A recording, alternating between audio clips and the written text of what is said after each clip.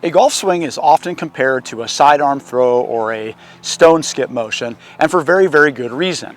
An efficient golf swing is much more like a throw as opposed to what I would call a swing. Learning how to actually get something slung behind you and use your body's movement around its line of gravity effectively is the key to actually having a great golf swing. And it's very intuitive in somebody that throws very well. The problem that most people have is that most people use their golf club as if they were to throw like that. So in this video, we're going to explore how to use your golf club in a sidearm throwing action as an exercise to really develop a key understanding of what you actually need to do with a golf club to develop a much more effective golf swing.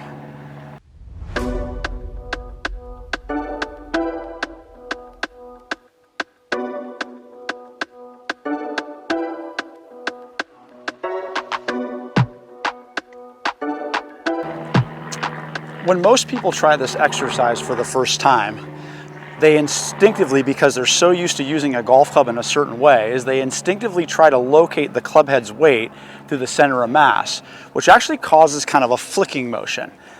The correct sidearm throw would actually be expanding the weight in a logarithmic spiral, which takes a very unique connection between the club head, your body, and a suppleness in the joints.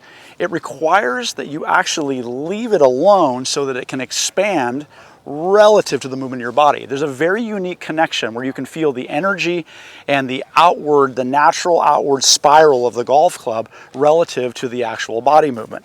This gets distorted very easily if you're trying to quote unquote swing or force the throw. A lot of people call this a throwing motion in golf instruction.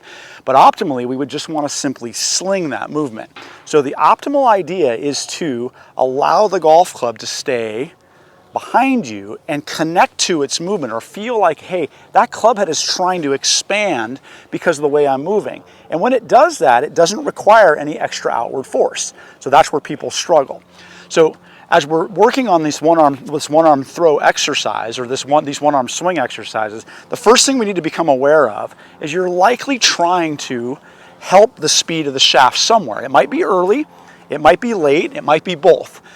We want to learn how to keep it as limp as possible and feel like we use the body. And one of the dead giveaways is that if you are trying to what I call powering the shaft, and you'll hear that in terms a lot, but you don't really power the shaft when you hit a good golf shot. You used to use the shaft as a connection to the club head. So if you're trying to power the shaft, that means to me you're trying to give it force. When one gives force to the shaft, it gives force back to the body. And so the typical thing will happen when somebody's trying to power the shaft with kind of throwing it with their hands and their arms, is that they'll see that their body will fall forward and stand up to balance itself. As you're getting better at it, we would actually see something more like this. You start to see the patterns of a really good golf swing. Because if this thing is going to sling away from me, its slinging action is required that my entire body rotates around its line of gravity in a very, very uniform manner. It expands using the acceleration of gravity. It's not trying to grab the golf club and trying to speed it up. So it requires a limpness and an understanding that your body will actually intuitively balance itself and the energy that's going to come in here by increasing its expansion on the other side. So that's kind of the quote unquote like mechanics, or what's going to tend to happen. So if you're standing up while you're doing your one-arm throw, that's definitely an understanding that I'm really trying to put power into the shaft. As I learn how to leave the shaft alone, my intuitive movement would actually start to get the body to kind of almost back away for it, or rotate in a way that supports and increases the speed of the movement without using any extra muscle. All right, in the next segment of the video, I'm just going to show you some exercises you can do to actually develop this.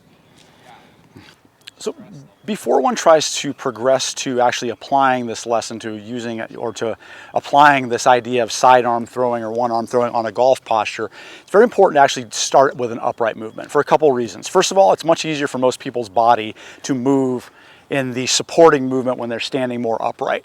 When you're leaned over into a golf posture, one of the challenges is that extending, reaching, throwing motion is kind of downward at an angle. So it requires the body to learn some very, very specific extending and flexing movements that maybe aren't as easy for most people to do.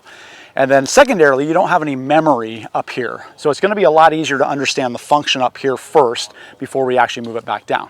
So what is the best way to actually learn this kind of, to understand a sidearm throwing exercise in the golf swing? Well, The best way is to use my training aid, the Pro, but I'm actually not going to have us do this, but this is the easiest possible way to actually understand the function of this sidearm throwing movement, because effectively this doesn't have a center of mass and it's a lot easier to function with. But let's assume you don't have that. I actually don't want you to start with a golf club. The golf club's density at the end and that weight back there, it's very hard to kind of learn this skill when you can feel all that weight. So let's take that away for a second, and I'm going to have you actually use an aim stick. So what I'd like you to do is you're going to hold the aim stick like so, and now the aim stick does have a center of mass, and so I can still do the same things to it, but it doesn't have all that density at the end where it really like is stimulating that. So it's easier for me to hold it light enough to get the function. Now just take the aim stick back, and I want you to let it come out of your fingers. So if we're to get it close up like this, when it goes back around you, I want you to take it out of your hand and actually get it like this. We'll come back to hand. We can come back to this and understand this with a golf club. But as for now, we're going to let that come out like so. So when you go back, allow it to fold against your body like this, and then without any effort and any trying to grab it, just keep it in your fingertips and just start rotating until it starts to move. And the way you rotate and the direction you rotate will have an effect on the way this works. If you're trying to get your body out in front like this, got the wrong idea.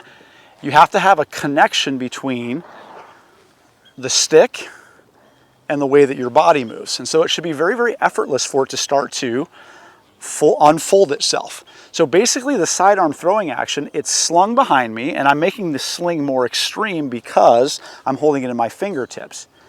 And then I'm getting it to move outwards. If you try to use your hand to move it, you'll notice that it kind of kicks out here. You'll feel your wrist joints move and your elbow move in the wrong way. If you're actually slinging it, your elbow will stay folded inwards naturally longer, and it actually won't fully extend itself either. So if we're getting connected to this and really understanding that sidearm throw and how that kind of powers the movement on its own, now you've got the function of a golf swing very, very clear and a very, very simple exercise. So then what is next? Well, what is next now is to understand that, wow, when I pick this up, I can really feel that weight of that golf club. So learning to bypass that center of mass and make a sidearm throw is very difficult because of the weight. So how do I get that to happen? Well, it has to do with the way that you move. So it's the timing of the movement and transition that allows it as it folds into your body. And again, same thing, you can let this go out of your hand a little bit, but can you start to get it to move to where you feel like, hey, you know, I don't have to grab it, and it actually starts pulling away from me. And so with the golf club though, the first thing that I notice immediately is, my gosh, I have to work a little differently in the way that my body moves. To get this to function, I'm going to feel more energy in my core for sure. Not that I'm trying to thrust my body ahead, I just can feel the countering of that. Or to get this to function really well, I've got to get this part of my body working in the opposing spiral to support the extending or the slinging action here. Once you can do that and you really get that understanding of what that's like, you can kind of you can put the other hand back on.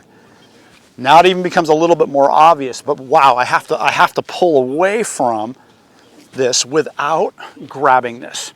So it's that coordination that is so crucial between knowing where the club head's weight is, but not locating it and trying to flick it or speed it up, but simply just allow the body to align it. Once you're really good at doing that in a more level circumstance, then you can start to work it into your full motion. So you could do one-arm swings with your full motion, but again, you'll notice that it's a lot more difficult to sustain that just simply because of the way the body is tilted. But essentially, that is the function of a golf motion. It is very much like a sidearm throw, and the more you develop it and understand the function and how the timing of that and how the body needs to react, specifically how much I need to leave it alone and how much my body has to kind of oppose, if you will, or spiral itself perfectly in balance with the spiral it's going to create here. Now you're starting to understand the coordination of a golf motion.